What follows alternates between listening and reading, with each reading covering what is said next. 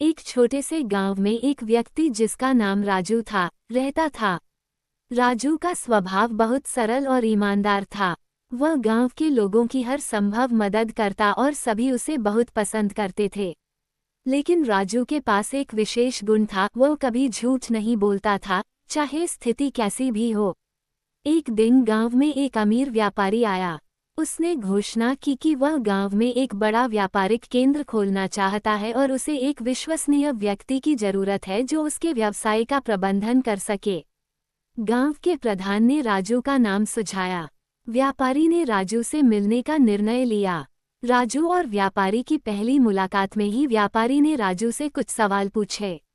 राजू ने पूरी ईमानदारी से सभी सवालों का जवाब दिया। व्यापारी को राजू की ईमानदारी पर विश्वास नहीं हुआ।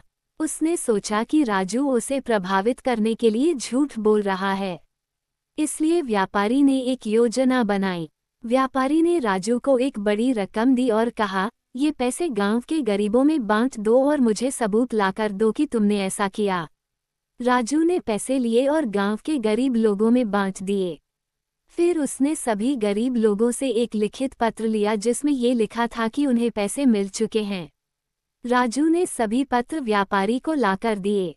व्यापारी ने सभी पत्रों को ध्यान से पढ़ा और उसे यकीन हो गया कि राजू सच में ईमानदार है।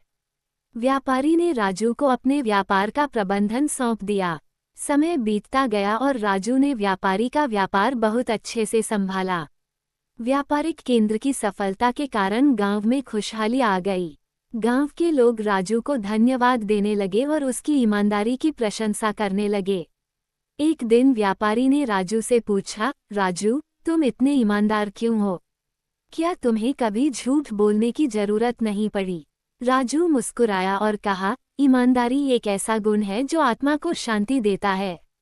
मैंने अपने माता पिता से सीखा है कि झूठ बोलने से भले ही तात्कालिक लाभ हो सकता है, लेकिन वह आत्मा को अशांत कर देता है। ईमानदारी ही सच्ची संपत्ति है। व्यापारी ने राजू की बातें सुनी और उसकी आंखों में आंसू आ गए। उसने राजू को गले लगाया और कहा, राजू, तुमने मुझे सिखाया है कि सच्ची संपत्ति ईमानदारी में है। मैं भी अब से ईमानदार जीवन जीने की कोशिश करूंगा। इस प्रकार राजू की ईमानदारी ने न केवल गांव का बल्कि व्यापारी का भी जीवन बदल दिया। गांव के लोग अब राजू को अपने आदर्श मानते थे और उसकी तरह ईमानदार जीवन जीने का प्रयास करते थे। इस कहानी से हमें ये सीख मिलती है कि ईमानदारी सबसे बड़ा गुण है।